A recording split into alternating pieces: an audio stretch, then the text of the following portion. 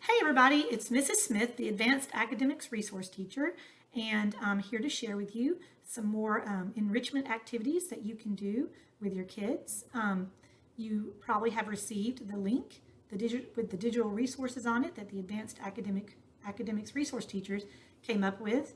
And if you haven't, feel free to email me at nsmith2@mnps.org, and I'm happy to get that out to you because it's got a lot of really great enrichment resources for kindergarten through 8th grade that you can pull up and keep your kids engaged in learning and having some fun and learning some new things. All right, so last week I shared with you from a poem a day and some activities with a poem, and we're going to do one more poem this week, and we're also going to do a science experiment. But we're going to start with the poem to start with, and again, it's by my favorite author, Shel Silverstein, and he wrote these books, A Light in the Attic and everything on it. That's a picture of him. And he's also written other books and anthologies of poetry. And the poem that I'm using today comes from not one of these books, but from a book called Where the Sidewalk Ends. All right, and I don't have that here. I have that at my school, but you don't have to have the book because you can just pull the poem up right there on your phone or tablet or computer. And I'm going to read it to you 2 times. The first time I'm just going to read it. Older kids will get right away why this poem is funny. And the second time I'm going to show you the activities that you can do with the poem to make it more interesting. So the first time I'm just going to read it through. So it's called Smart by Shel Silverstein. My dad gave me $1 bill because I'm the smartest son. And I swapped it for 2 shiny quarters because 2 is more than 1. And then I took the quarters and traded them to Lou for 3 dimes. I guess he don't know that 3 is more than 2. Just then along came old blind Bates, and just 'cause he can't see, he gave me 4 nickels for my 3 dimes, and 4 is more than 3. And I took the nickels to Hiram Coombs down at the seed feed store, and that fool gave me 5 pennies for them, and 5 is more than 4. And then I went and showed my dad, and he got red in the cheeks, and closed his eyes, and shook his head, too proud of me to speak.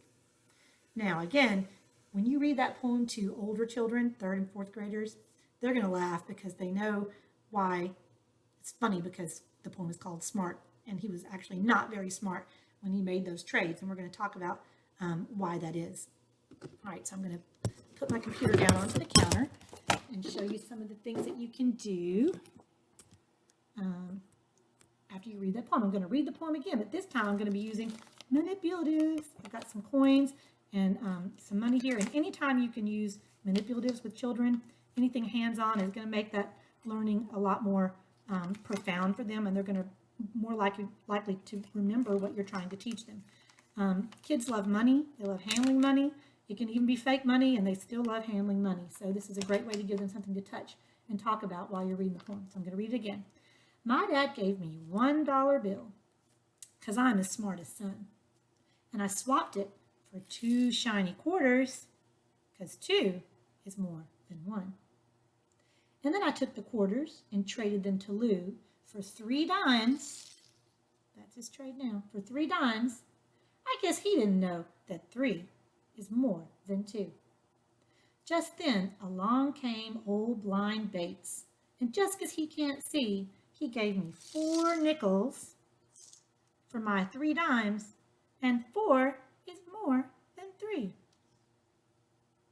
And I took the nickels to Hiram Coombs down at the seed feed store, and that fool gave me 5 pennies for them. And 5 is more than 4. And then I went and showed my dad, and he got red in the cheeks and closed his eyes and shook his head, too proud of me to speak. Now again, Dad gave him $1, and he ended up with 5 pennies and nothing else. Like, no, he didn't even make a purchase. All right, so of course, the first thing you can do is talk about the value of each of these coins and the value of $1. Of course, the value of $1 is 100 pennies. So he started with 100 pennies and he ended up with 5. Obviously, that's not a very good exchange. Older kids can tell you, they can calculate the losses each time you made a trade. All right, Younger kids, kindergarten and first graders, they might not know a lot about the value of the coins. So that'd be a great time to talk about 1. These are worth 5. These are worth 10 and 25. Let's count by ones. Can we count by 5s? Can we count by 10s? Right? So it's a great way to talk about money and counting on and counting up and things like that. Little ones, again, won't know a lot of that. Older kids and even younger kids, they could act this out once they understand the value of the coins. You can make coin rubbings, like put a piece of paper on top of the coins and rub the coins, and you can do that. You can design a picture with the coins, like all the different sizes. What kind of picture can you make? You can look at the coins and talk about all kinds of things. You can talk about the people on the coins, like who's that guy? And why is he important? Why did they decide to put him on a dollar bill? Right? And who's that guy? Right? And that guy. So you can talk about why those people were important enough that our government decided to put their faces on the coins. You can talk about symbolism, right? Like our flag is a symbol of freedom. What are these symbols about? Like, why is there an American eagle? I mean, an eagle on there. Why is there a pyramid with an eye? What do those things stand for? Why did they choose to put those things on the coins? Do some research, right? Also, look at the dates of the coins. Like one of my quarters was from 1968. What was going on in 1968, right? Were the clothes different? What was going on in history? Were there any wars going on? In 1968 was the end of the civil rights era, right? So you can talk about the civil rights movement and think about, wow, somebody from that time probably held this coin in their hand.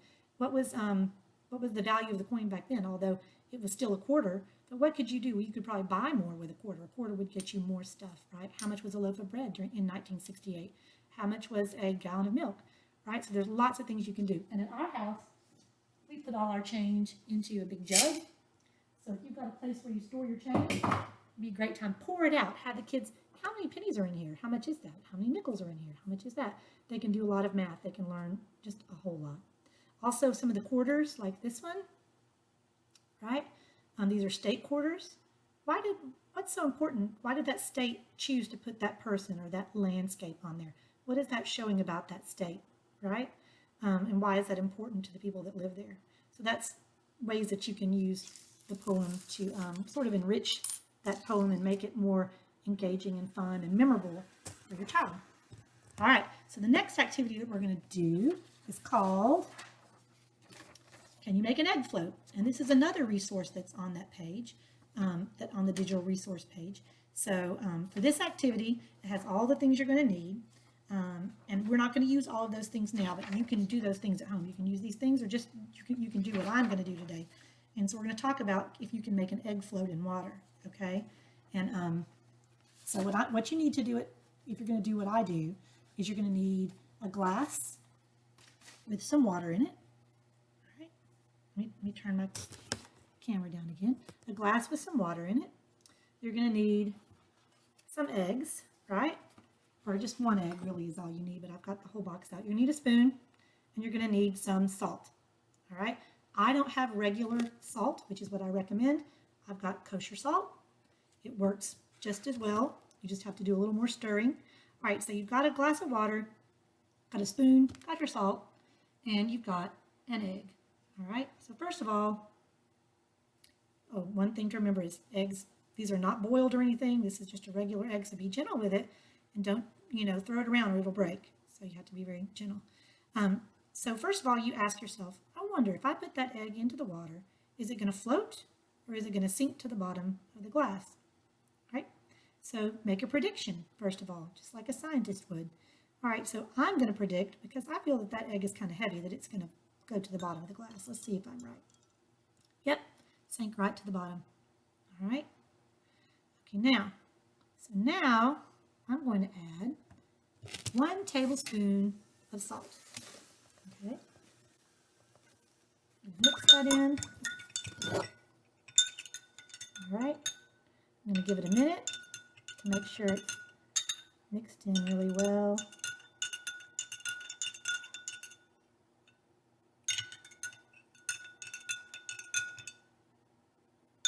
That's pretty And I'm going to get that egg again. I'm going to see if my egg is going to sink again or if it's going to float this time. All right, it's sitting right at the bottom again. All right, so what you're going to have your child do or do with your child is you're going to add another tablespoon of salt and keep up with how many tablespoons you're putting in there. And because eventually you're going to put enough tablespoons. I'm not going to tell you how many that is. You're going to have enough in there because this is another glass. I've already got the salt in, several tablespoons, but I'm not going to tell you how many. That's part of the experiment. And you're going to see if the egg can float or sink now. All right, look at that. My egg is floating.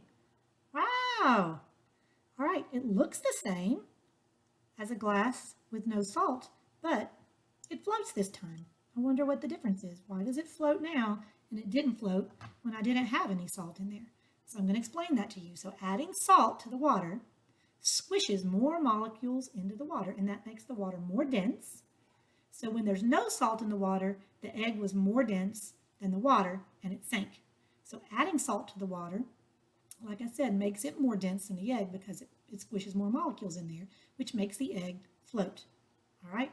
If I was to put this on a scale, this glass of water with the salt in it on a scale with another glass of water with no salt in it, I'd find that this was a little bit heavier than the glass of water with no salt because it's actually more dense. All right, and you can't tell it by looking at it, but it is.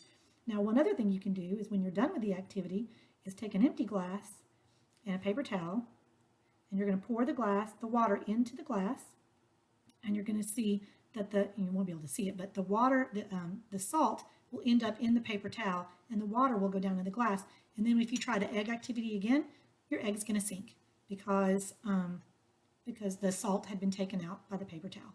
So that's kind of fun. All right, and I'm going to turn this so you can see me again. Hey, so older kids might actually want to do some research, more research on some of those words that they've learned about. So again, you can have them write. This activity also has different things that you can add to the water. You can try it with soap. You can try it with cooking oil. You can try it with sugar. Mix those things in and see, do any of them make them float? And if they do, which one makes it float, makes the egg float the best? And they can figure out why that is. There's a page where you can talk about the vocabulary, and the kids can actually define the vocabulary. And again, if you don't have this, they can still write it into a notebook or something. All right. Another thing that's really cool is that they can research the Dead Sea, which is, I've always thought is fascinating. It's not actually a sea, it's a lake. It's just a really big lake between Israel, the countries of Israel and Jordan. And it's a popular spot for people to go because the salt water there is 10 times saltier than even any ocean water. All right. And they call it the Dead Sea because practically no animals or plant life can grow there and thrive there because it's got too much salt in it, right? People, though, when you get into the Dead Sea, they will just float. So you don't even have to take a big breath and hold your breath. You can just sit there and lift your legs up and you will automatically float. You don't have to kick your legs. So I just think that sounds like it would be a lot of fun. And kids are always interested in why is that, right? So they can do the research and learn about the Dead Sea. There are a lot of great videos that talk about it online as well. So anyway, that's 2 activities that you can do with your students this week. I hope you guys are enjoying staying home. I still miss you guys a whole lot. And don't forget to read some every day, write some every day, and learn something new every day. All right. Love you guys. See you guys next week.